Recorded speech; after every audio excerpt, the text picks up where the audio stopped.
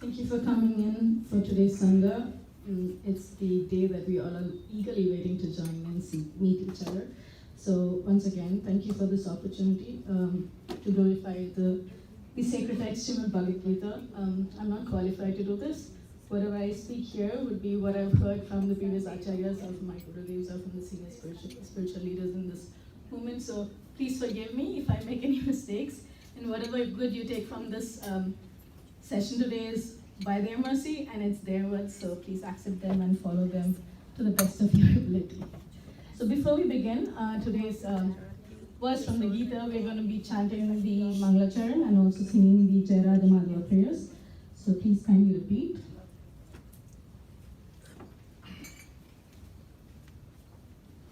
Jai Radha Madhava Kunja Bihari Jai Radha Madhava Kunja Bihari Jai Radha Madhava Kunja Bihari Jai Radha Madhava Kunja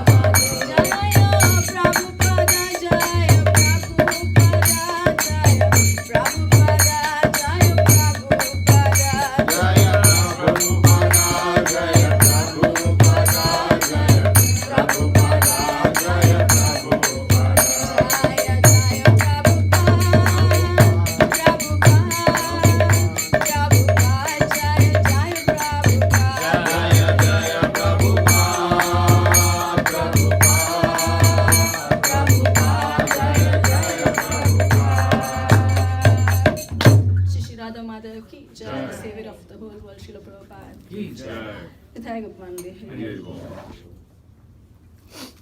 So we'll chant the invocation prayers together.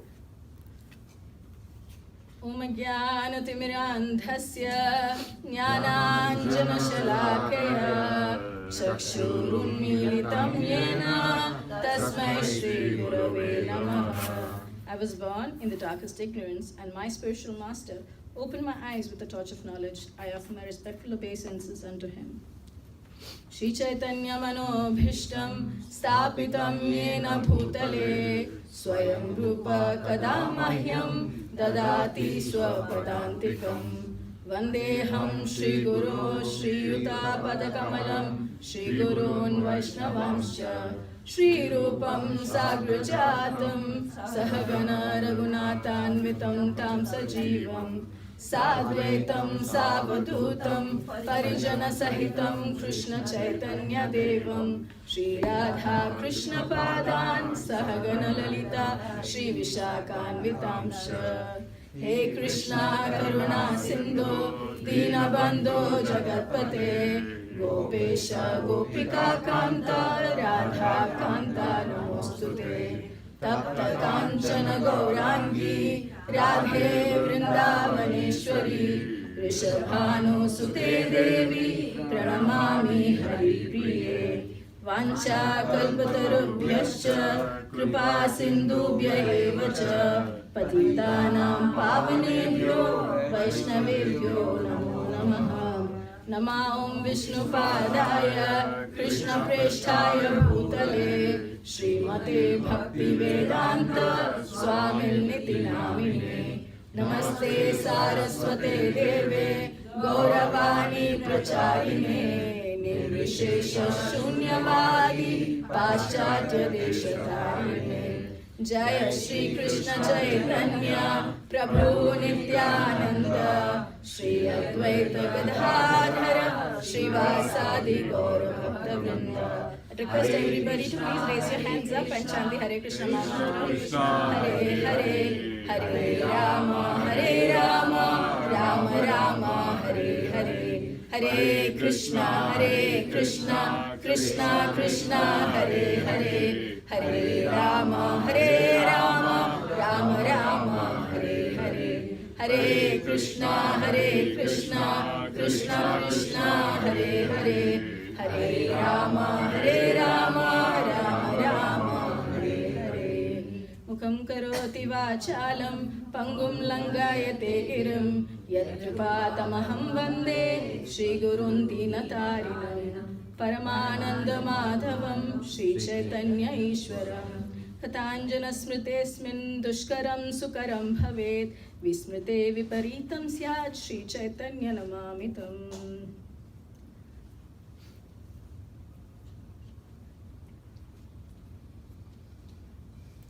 Om Namo Bhagavate Vasudevaya. Om Namo Bhagavate Vasudevaya. Om Namo Bhagavate Vasudevaya.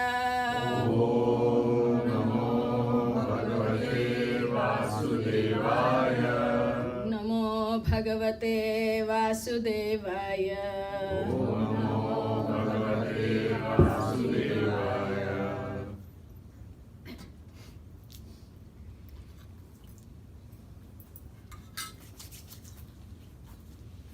So we are reading from the 6th chapter of Bhagavad Gita as it is. Does anyone know which text we are on? 39, thank you. So, do we know what the chapter is entitled? What's the name of this chapter? Dhyana. Okay, nice. Just trying to recollect. So I'll just move on to text 39. And before we move on to text 39, does anyone remember in a line what is the whole conversation in this chapter about? About mind. Okay. Mataji says mind control. Anyone else? The process of Ashtanga Yoga, how to attain the Supreme Personality of Godhead. Yes, the process of Ashtanga Yoga and how to attain the Supreme Personality of Godhead, within which the mind control also comes, right? So that's well said. Anyone else wants to attempt that question? Sorry, I'm just looking for the page number. 292. Okay, I got it. Thank you.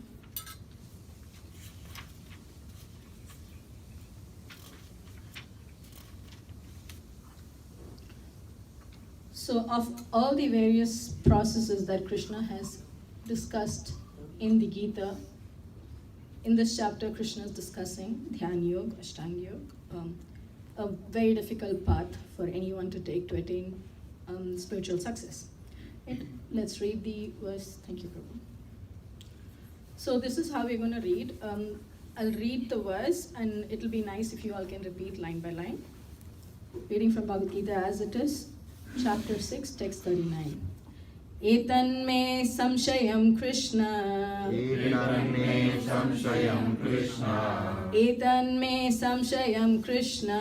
Etanme samshayam Krishna. Etanme samshayam Krishna. Etanme samshayam Krishna. Chetum arhasya sheshatah. Chetum arhasya sheshatah. Chetum arhasya sheshatah. Chetum arhasya sheshatah. Chetum arhasya sheshatah. Chetum arhasya sheshatah. Etanme samshayam Krishna. Chetum arhasya sheshatah. Etanme samshayam Krishna. Chetum arhasya sheshatah. Twadanya samshayasyasya.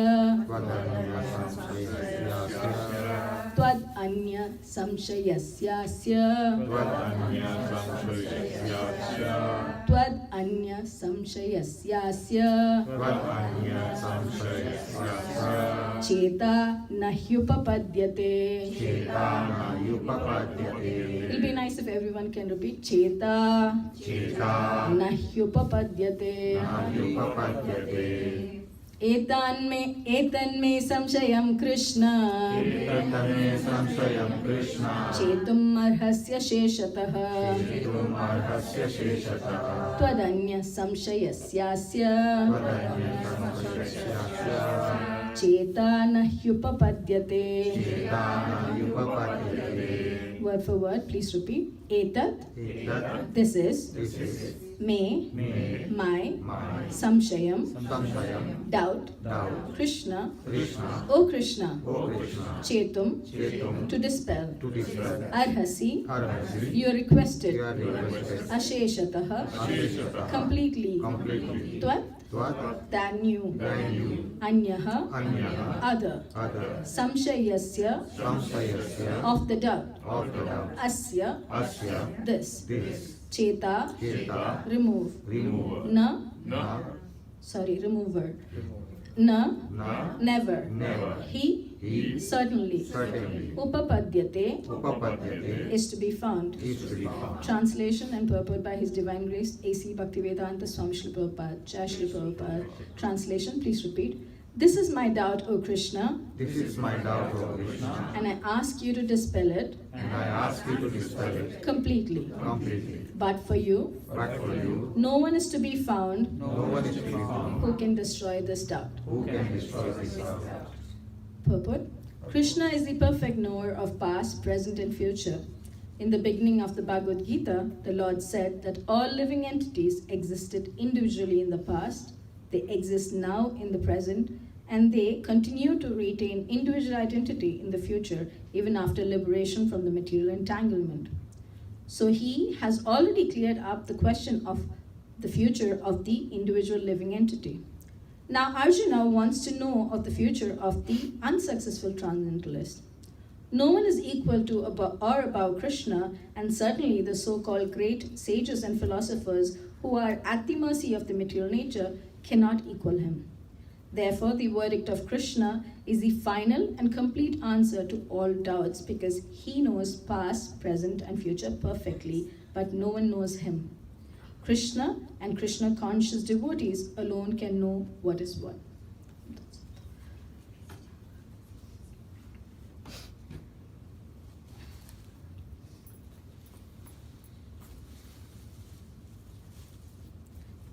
just put a timer on. We finish at 6, right? So we are discussing Dhyan Yoga, and everyone sort of understands what Dhyan Yoga is, right? Does anyone know what's the meaning of yoga? Connect. Sorry, I have this very bad practice of asking and answering, and that's how my whole discussion usually is. It's not, I don't just speak. So I'd like if you're all receptive and answer. So do you know what yoga is? Prabhu just said. Connect. To connect. Okay, to connect. ourselves with the Lord.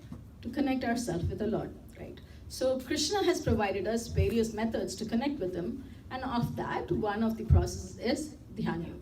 And Dhyan Yoga is a very difficult process in this age of Kali Yuga, right? Because in this age of Kali, even to sit for a moment quietly is very difficult. And so what to speak of practicing Dhyan Yoga, right? So here in Krishna's disciple, Arjuna, his friend, his Sakha, Arjuna is asking a question. First he spoke about mind control, and then he asked in the previous text that what happens to a yogi who is not able to achieve this path of self-realization? He is like a shattered cloud, or a cloud that has not joined the bigger cloud, and he is nowhere, like a dog without a master. So what is the state of such a transcendentalist, right? Because Prabhupada in the previous purport, he mentions that in life, we can attain happiness in two major ways. One is through material success, and the other is through spiritual success, right? So what happens to a person who's endeavoring for spiritual success, right? He doesn't look at material life at all. He's endeavoring for spiritual success, and he's not able to attain that spiritual success. What happens to such a person, right? Obviously, Arjuna is asking such submissive questions to Krishna, and Krishna is going to answer this in the next text. But here in this text, very beautifully, Prabhupada explains the nature or the nature of the relationship between Arjuna and Sri Krishna. So, Arjuna in this verse, he says, "This is my doubt, O Krishna, and I ask you to dispel it completely." Right? So, first thing that we need to take away from this verse is that Arjuna has a doubt, and he's requesting Krishna to remove that doubt completely. He just doesn't say, clarify this doubt. He said, just, from the root, just dispel this doubt completely. He doesn't want even a tinge of doubt to remain in his mind, right? And he's asking this in a very submissive mode, right? Just like he did in the 4th chapter, Krishna explains how a disciple must surrender to a spiritual master.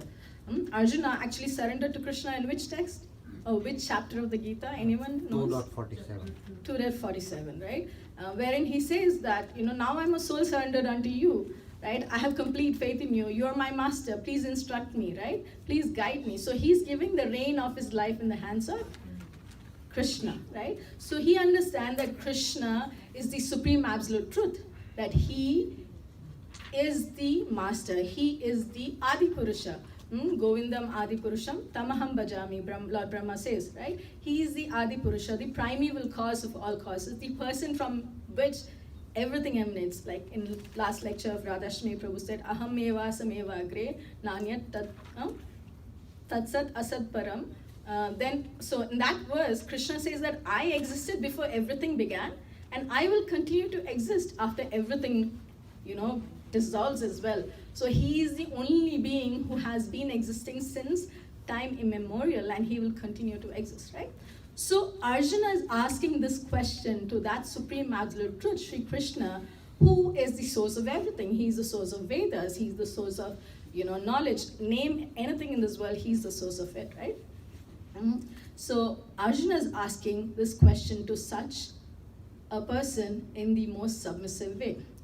And I just want to draw a parallel to how we behave with our teachers in this modern day and age, right? We do not have respect for our teachers.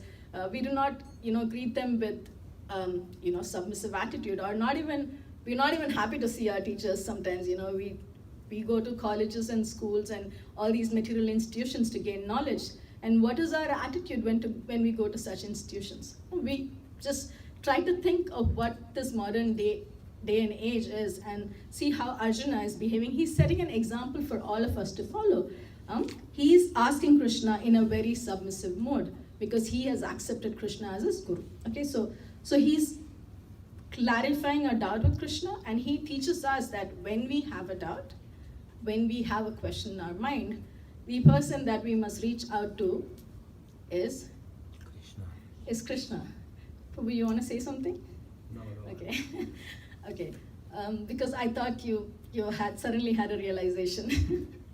Okay, so the person who can dispel our doubt completely is Sri Krishna, and no one but Krishna, because no one is equal to Krishna and no one has a knowledge higher than him, because he is the source of Vedas, right? And in the Brahma Samhita, he says that Advaitam Achyutam Anadim Anantarupam Adyam Purana Purusham Navayauvanam Cha Vedeshu Durlabam Adurlabam Atma Bhakto.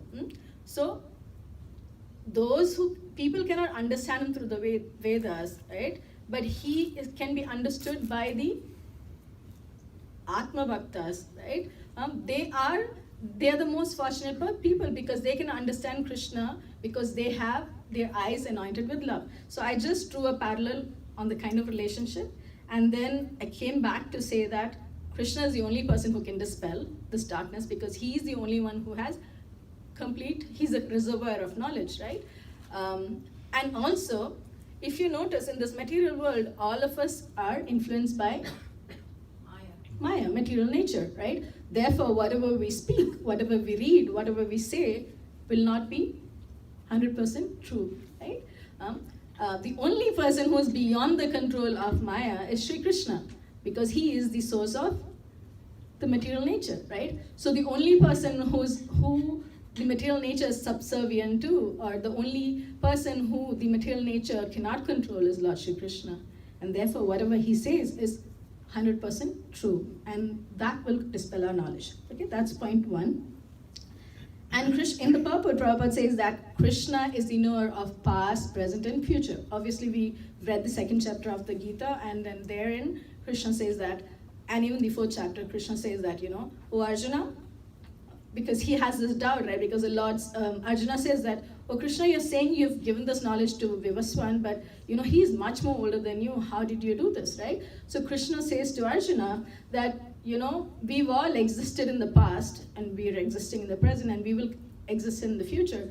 I remember this, but you do not, right? So therefore, Krishna is the perfect knower of past, present, and future. So these are few incidents that has happened in the Gita already, which prove that Krishna remembers and knows everything. And time and again, the Gita says that Krishna is seated in everyone's heart, and even the things that you do not know, Krishna already knows what's going to happen, right? And so we know for a fact that Krishna knows everything. Then Prabhupada in the purport says that, now Arjuna wants to know the future of unsuccessful transcendentalists. So first, Arjuna has a doubt. He's submitted himself, and the question that he's asking is about the unsuccessful transcendentalists. Why is Arjuna asking such a question? Because he is not in that position, right? He's already got this knowledge from Krishna, or he's going to get this knowledge because he's already surrendered. Why is Arjuna asking this question? He's asking this question, as we know, we've heard this so many times, he's asking these questions for the benefit of all of us, right? So essentially, if we understand all the Vedic texts, all the Shastras, Srimad Bhagavatam, Gita, whatever, is a series of questions and answers. And these questions and answers are done in a very submissive mode, in a mood of humility, with the intention of understanding and progressing in the path, and not in a challenging spirit, right? So, and time and again I've heard this, that Srila Prabhupada is repeating so many things for us again and again because we are mudas, right? We are less intelligent, and this age of Kali affects our intelligence, right? And therefore we have to be told again and again and again the same thing, right? So we've been told here that Arjuna is asking this question for the benefit of all of us, right? The Gita, as we know, which is the manual for mankind, which is like an instruction manual, we've heard, right? If you get a washing machine, we get an instruction manual. And that manual tells us, how to optimally use a washing machine, right? Similarly, the Gita tells us tells us or teaches us or is giving us the instructions for a person to utilize this body that we have in the most optimal way, right? We are just using aise, like however we want, right? We actually don't know how to use this body, right? And the moment we get this Gita, the most precious gift that Krishna gave to Arjuna and to all of us, we are not in a position to take it up and read it. Why? Because we say we don't have time, because we're all influenced by material energy, right? We do not allocate time to read because we feel that this is not so important in our life, right? So, coming back to the point, Arjuna is asking this question to Krishna for the benefit of all of us, and therefore we must take the opportunity to have the association of the Gita on daily basis. Srila Prabhupada not just gave us the Gita in English, but he made it so simple for us to understand, right? He made it very practical, right? If you read each of his purport, I've heard one of my godbrothers say that you read each of these purport and you feel like Prabhupada is actually speaking to you, right? So in this particular verse, Prabhupada is telling us that surrender to Krishna, ask him your doubt, and dispel the doubt, right?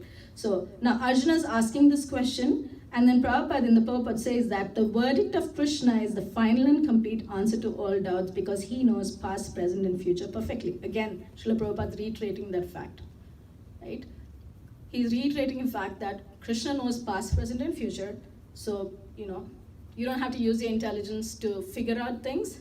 Everything is presented to you. Just take it as it is and just follow suit, right? Just follow this lead and you will attain happiness. You will attain success, right? So Arjuna's doubt is very, it's a very intelligent question that Arjuna is asking, because if you notice in the Shastras, we've often heard of people practicing different parts of spiritual progress, or being in the path of spirituality, but failing at some point in time, even though they might have just reached the 99th percent of progress, right? Like we know the story of Bharat Maharaj, of Ajamila, of so many others, right? So the reason that most often people fail is because they do not have love for Krishna, or they do not develop that unconditional love for Krishna as they go on this path, right? So the Acharyas say that prema, which is the ultimate goal of everyone's spiritual progress. We want to attain love for Krishna, or love of Godhead, right? Every spiritual path actually promises or teaches us that this is what we're working towards. We're working towards love of Godhead. But in fact, it is love of God that is that forms the basis to attaining that highest love for God, right? Because you do not have faith in a person if you don't have love for that person. If you do not have, minimal love, you do not have faith, right? Am I right or wrong? Right. Will you have faith in anybody you don't love? You will not have, right? If it's a stranger, you're not going to have faith in that person or what he's saying or she's saying, right? So in bhakti process, faith or love is the process and it is the goal at the end of the day, right? So we know that bhakti has different stages, right? And so does anyone know where we begin this process of bhakti with, or with what do we begin? Adha Shraddha. We begin this process with faith, which is Komal Shraddha, which is actually light faith. You have faith, okay, this process that I'm taking is something that I should follow and I will reach. Like you have some sort of faith because someone has told you, or you've followed in the family, somehow or the other you've developed that little bit faith. But this faith can be shaken. You can be moved from this path because it is just Komal Shraddha, right? And as you progress, after Shraddha, you associate with devotees. You come in contact with sadhus, with Vaishnavas, who are embodiments of the words of the sacred texts. Because for them, they're living and breathing the words of the Lord, right? For them, nothing else matters. It is the words of the Lord that is their life and their soul, right? So, in the first canto of Srimad Bhagavatam, the sages are asking questions to Sutta Goswami, and Sutta Goswami is also very happy with their inquiry, and he's answering these questions. And at some point in the Bhagavatam, in the first canto, there's a shloka which says that a moment's association with a pure devotee of the Lord is not even comparable to na swargam na punarbhavam, to attaining the spiritual planets, or to taking rebirth in this world, or to getting any material benefits in this material world in the form of wealth or fame or glory. So a moment's association with a pure devotee of the Lord is incomparable to all these things. And a person who is seeking these things is only meant for death, right? So what is that shloka? Tulayamalavenapi na swargam na punarbhavam bhagavat sangi sangasya martyanam kimuta shishaha. So tulayama lavenapi, you can't compare the association of pure devotees of the Lord. Even a moment's association of a pure devotee of the Lord is gotten by pure fortune. Okay, great fortune, because not everybody has the association. In this, for instance, in Canada, there could be so many sannyasis, so many pure souls who are visiting, but how many of us are fortunate to take a moment's association with them? Or forget sannyasis traveling. Srila Prabhupada, purport. How many of us are reading these purports every day? Can I see a show of hands? How many of you are reading Srila Prabhupada's purports every day? Okay. Where is Pitambar Prabhu's hand? That is, Prabhu knows that I know, so he's not putting his hand up. So imagine Prabhupada is present in the form of his words in your own house. Forget if you don't have a book, you have this phone. The words of Prabhupada is available everywhere. But how many of us are accessing those words of Srila Prabhupada or any of the acharyas? Some great souls are here every day, they read. Yeah, so I'm not questioning them. What I'm trying to say is, let's look at a bigger picture, not people here, but people at large in this world. How many of them are really fortunate, right? Chaitanya Charitamrita says, Brahmanda Brahmite Kana Bhagyavan Jiva, Guru Krishna Prasadapaya, Bhakti Lata Bija. That is to get the Guru. Only a person who's, very, very fortunate gets a Guru. But I would like to draw a parallel and say only a very fortunate person can get access, can find the time to read Srila Prabhupada's books every day. Because without mercy, we cannot have association with the words of Prabhupada or any acharyas for that matter, right? So going back to the purport of Srila Prabhupada, the verdict of Sri Krishna is the final and complete answer to all doubts, because he knows past, present, and future. Krishna is going to clarify what is the process and how to attain, how this unsuccessful yogi will attain his great fortune. Because we know in the path of bhakti, there is no loss or diminution, right? Once you're in the path of bhakti, there's no destruction to what you've already attained, right? Yes or no? Yes. Yes. Is there anyone who thinks there's a loss? No. Prabhu? Okay. There's no loss in this path. So even if you do 5 minutes of seva, or even if you do 1 minute of seva, that carries value in your life, right? It is said that seva is one thing, but reading, I'm coming back to reading again because books are the basis in our movement, right? So even if you read half a shloka, quarter shloka, it's still beneficial for you, right? We may not understand what the shloka says. Where there is shloka, there is no shoka. This is what I've grown up hearing. Where there is shloka, there is no shoka. What is shoka? Grief, right? So last week Prabhu said, Durgatam, difficulty. We are always going through difficulty in our life. So imagine if you chant a shloka every day, there's not going to be distress, difficulty in your life. In this world, we know that padam padam yad vipadam hitesham, right? Every step is filled with danger. We don't know what's going to happen in our life next moment. We don't even know if every one of us is going to exist, a few minutes from now, a few seconds from now, right? So every moment we have to think and remember Krishna, and that is possible only through association with sadhus. Association with sadhus doesn't mean physical association. It is to follow their instruction, to live their instruction, to get associated with their instructions, right? So, because their words are not their words are Krishna's words, right? Krishna himself says in various texts, and he says that the Guru is himself, and in this form of Guru, he delivers his devotees. In Chaitanya Charitamrita it said, I can't remember the verse, but it says that Krishna and Guru are non-different, and in the form of Guru, Krishna actually gives the mercy to his disciple and devotees, and he dispels them from darkness. What to speak of Chaitanya Charitamrita? Let's go back to the Gita itself. Krishna says that I give them the shining lamp of knowledge, from which they can dispel this darkness. Right? So Krishna is giving us guarantee that he'll dispel the darkness in the future text. But here Arjuna is already surrendering to Krishna and asking him to dispel the question that he has, the doubt that he has, right?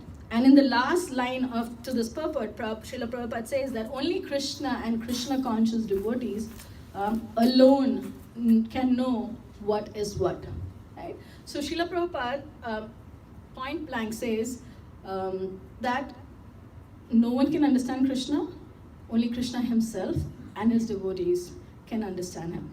So in that devotees group, the first or topmost is Srimati Radharani, and everyone else follows, right? Because we're all following Sri Rupa Goswami, who's a follower of Srimati Radharani, and therefore. So it is very nice if we can all become devotees of the Lord, if we can all endeavor, if we can all endeavor to be devotees of the Lord, because Krishna says that a person who becomes the devotee of the Lord, he is bestowed with all good qualities that demigods possess, right? All of us at some point in our life would have wanted to become like somebody in this material world, right? We might have somebody who's an idol for us, right? Could be a film star, could be a politician, could be our teachers, or XYZ, whoever in this material world. But Krishna says a devotee can get the qualities of a demigod, right? And how so? Because by worshipping Krishna, you start attaining those wonderful qualities even without you working towards them. That is the beauty of bhakti. The bhakti bestows so many things to us, and one of them is all auspiciousness. One of them is to remove all difficulties in the path of bhakti. Bhakti itself removes the distresses in our path. So the path of bhakti is actually beautiful, and therefore we must grab the opportunity and take to this path of bhakti. Because of the various processes that are mentioned in the Gita, the process of bhakti is the simplest process for us to attain the lotus feet of Krishna. It is not very difficult. An Ashtanga yogi, or any other yogi for that matter, has to do a lot of sense control, has to have control over something. But as devotees, we just have to use our senses in the service of Krishna. We don't have to control them. They automatically become controlled because they're being utilized in the service of the Lord, right? For example, our eyes, we want to see beautiful things. Our tongue wants to taste wonderful, tasty things, right? Our ears want to hear beautiful music, right? And maybe our hearts desire to visit various places, right? We can use these desires in the service of Krishna by using our eyes to see Krishna's beautiful form, by using our tongue to taste Krishna Prasada, by using our ears to listen to Krishna Kirtan or Krishna Katha, by using our heart's desire to travel, by going to various places that has temples in this world. Srila Prabhupada has been so merciful to everybody that he's built more than 108 temples. I don't know what's the count now, right? So there are so many temples in the world. Every place we go to, there'll be one temple of the Lord, right? So our desires can be dovetailed in the service of Krishna, and therefore this path of bhakti is not difficult. It is susukam kartum avyayam. It's very easy, and love for Krishna can be easily attained through this path of bhakti.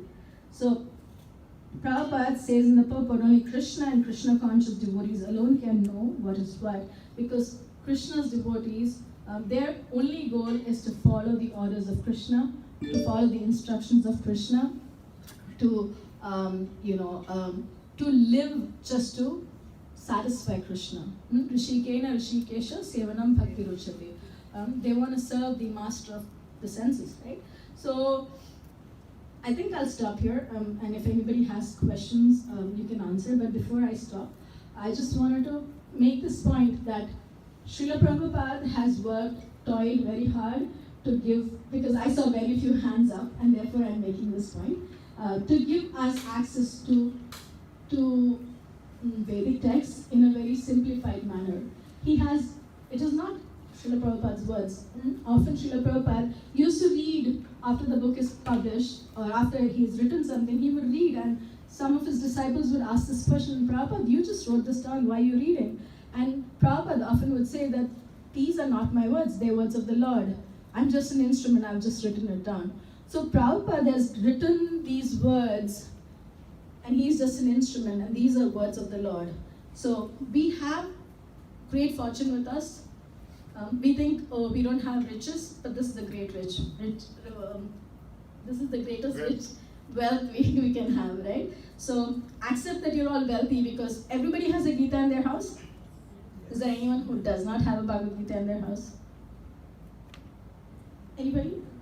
Okay, so you have great fortune at home. It's just that probably you haven't realized that you have great fortune, and I hope you realize that you have great fortune, and utilize this opportunity to read and understand, and if you have any doubts, like Arjuna did, ask Sri Krishna. It may not be possible to ask Sri Krishna, so you can access Krishna in the form of devotees, in the form of acharyas who are physically present in this world, right?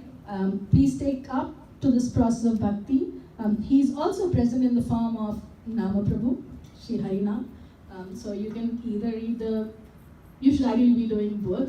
We should ideally be doing both. But it'll be nice if we could all develop love for Krishna in the form of his holy name, and in the form of Vedic texts, and in the form of sadhus. Right? With that, I end the discussion. If anybody has any questions, any doubts, please feel free to ask. No doubts. Nobody understood anything. My social science teacher used to tell. Yes, Prabhu, thank you. I'm so impressed the way you put across, though it was one shloka, but you brought in so many shlokas. My question today is, you have made a reference to we all aspire to follow or to reach out to maybe some film star or politician, and in that reference you said we should aspire to follow demigods. No, I didn't say we should aspire to follow demigods. I said that Krishna has said that if we follow the process of bhakti, unknowingly the qualities of the demigods manifest in us. Okay. So, correct. So yeah. I stand corrected. So there is no need to aspire for anything, just worship, and you will get wonderful things in your life. So who are these demigods? Can you give me more So details? there are Muppatti Mukkod Devargal. I don't know how much is that in English. There are so many crores of devatas. To name a few, Brahma, Indra, Chandra, Varuna, Vayu, all of these, I'd like to say that they are ministers who are working in the department of managing this material world. They're all devatas. So the sun has an adipati, has a person. He is Surya Bhagwan, right? The moon has Chandra Bhagwan, right? They're all called devatas or demigods, because God or Bhagavan is Shri Krishna, who's bestowed, who has all 6 opulences and complete. Whereas these devatas, they're all source. Krishna is the source of all these devatas, but they're just ministers working on his behalf. We all are parts and Parcels of the Lord. Yeah. At the end of the day, everyone's part and parcel of the Lord. They are just higher living entities who are situated in this in higher planets in this material world. I don't know if that was simple enough. I guess Yeah, you go. get some. So, Other yeah. thing, they are the angas of the Lord. Yeah, they're also, so everything in this material world can be put into the body of the Lord. In the 10th chapter and 11th chapter, we'll be reading these, we'll be understanding this bit. But Devatas are essentially, they're also devotees of the Lord because they're all working for Him in some way or the other. Yes, anybody, any other questions? Yeah, I think so. Okay, quickly, no. Yeah, very briefly, the 6 opulences of Bhagavan, Oh, okay. Lord, and how they are lesser in each other entity. I would not know how much it is in the Devatas, but in the forms of the Lord itself, that as Sri Krishna, He has 4 special attributes, and He is 100%. And then in His Vishnumurti, and I'm really bad at remembering these percentages. There's like some Prabhu 64, yeah, 64 and then 60, and there are numbers in the Shastras. Personally, why I don't remember these numbers or even the Yuga numbers and stuff, because for me what matters is loving Krishna and understanding the philosophy. But when it comes to the material calculation and stuff, it just sort of doesn't stick in my head because it doesn't really matter to me. I'm sorry, but I can send you the numbers if that is required. But let me tell you what the 6 opulences of the Lord are. That's something that I remember. To remember the 6 opulence, this is what I did when I was a kid. SKBFWR. S stands for strength, K stands for knowledge, B stands for beauty, F for fame, W for wealth, and R for renunciation. So Krishna has these in completeness. Sadaishwarya Purna. He is completely, has these 6 opulences in full. Right? No one but Krishna has this, and that is what in full at once, and therefore He's called Bhagavan. So we've often heard people address various other beings as Bhagavan, which is not correct actually. But they can be addressed in the sense like some of the Devatas also be addressed as Bhagavan because they're all anshas of the Lord. But in actuality, it is only Sri Krishna who is complete in all 6 opulences at once, and therefore he is to be called Bhagavan. This is what the Shastras say. There is a verse that says that this is why one can be called Bhagavan. Right. One thing I want to share from Bhagavad Gita, 2nd chapter, it's mentioned, when he is in Narayana form, he is not called Bhagavan. Yeah, he's not. Yeah. Only as He is Krishna in is called original form, Bhagavan. Trivanganayana. Yeah, he's called as Bhagavan only when he's as Krishna, as Sri Krishna, the Swayam Bhagavan form. Yeah, no other form. We all know that Krishna has unlimited incarnations, right? And that is why it is essential to know that Krishna, the Avatari, or the one from whom everything emanates, he's the only one who can be addressed as Bhagavan. And that's what Lord Brahma himself, he chants those verses in the Brahma Samhita just to make us understand that everything has come from the Lord, and He is the ultimate person, and He is that Bhagavan. This in His Sachid Ananda Vigraha, in that absolute form, whereas He's holding His beautiful float, attracting all the devotees to His lotus feet. Krishna is not present in the sense, as we know the history of the Mahabharata. Krishna left his material body, so to say. His body is not material, but he left this worldly leela and went back to his spiritual abode at some point. And at that point is when Srimad Bhagavatam emanated as the sun that can dispel all our darkness, right? For us personally, we have so many doubts, right? These doubts can be compared to the clouds that hide the sun. When the sun is there, it is bright, right?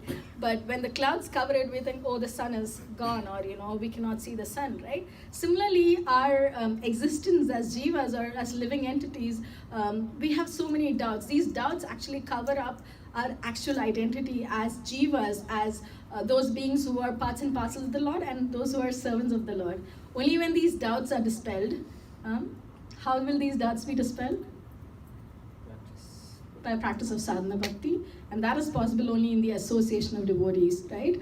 So when the doubts are dispelled, we will come to know who we are, we will ask questions and understand our relationship with Krishna, and then we will be able to follow this path properly. Until such time, we'll be going on in circles. Yes, Prabhu. Hare Krishna. Hare Krishna. I'm sorry, this is my first day today, and if Oh, I'll Jay, ask we're any nice. foolish Happy to question- have you here. Thank you.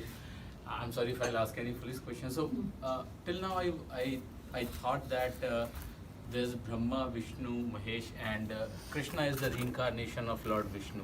Okay. But what you said, it looks like Krishna and then all devas and all. Mhm. So I'm a little bit confused now. So where I will find it out, this Krishna who took born in Gokul to the Krishna you are talking about, from which all the devas came out. So Oh, thank you for that question, Prabhu. Just for your clarification, every question is a wonderful question. It's an opportunity for all of us to learn. So anybody has any questions, please feel free to ask, because our path of bhakti is a process of question and answer, like I said in the beginning, right? Thank you for this question.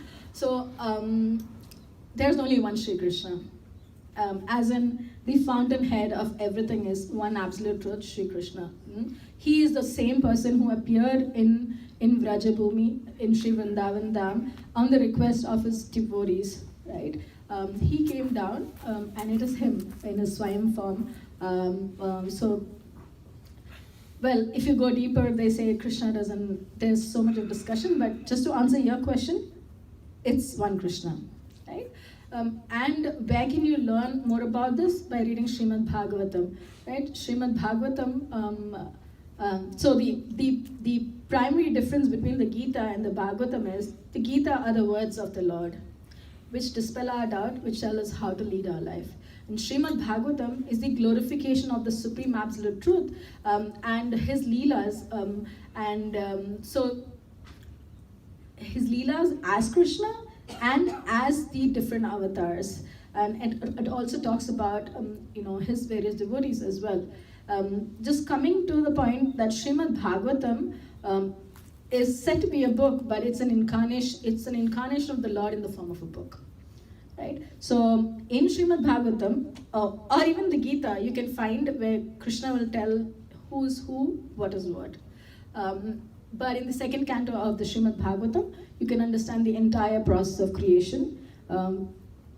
You will be able to understand it better when you read it with somebody, because sometimes it can be mind-boggling.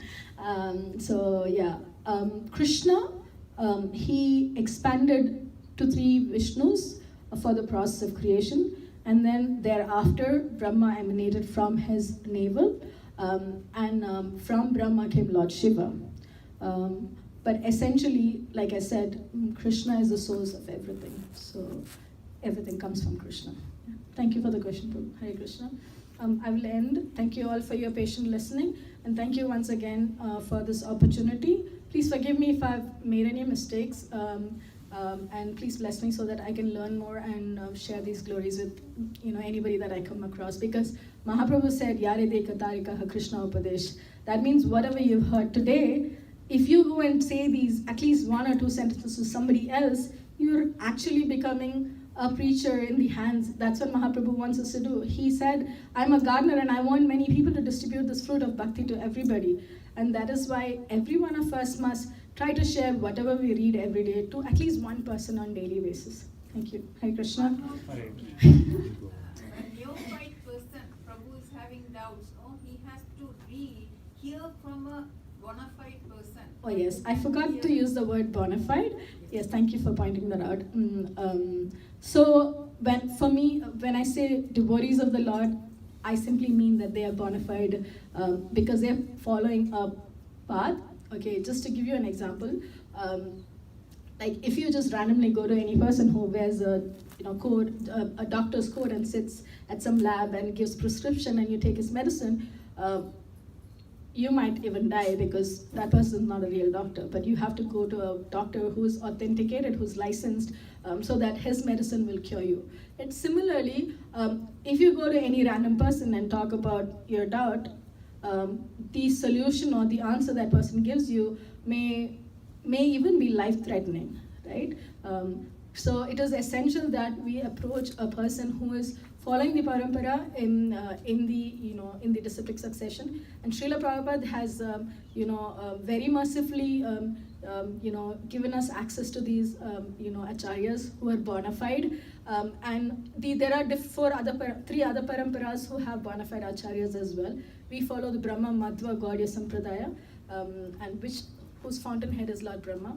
And Srila Prabhupada's disciples are present in this world, and disciples of his disciples are also present. And in our Sangha also we have exalted devotees, senior Vaishnavas who can clarify this doubt. So please take association, join our Sanghas on Sunday, and we'll be happy to see you again. Prabhu, Hare Krishna. Vanchakalpatrabhyasya kripasindubhyevach patitanam pavanebhyo. Jai Srila Prabhupada ki jai.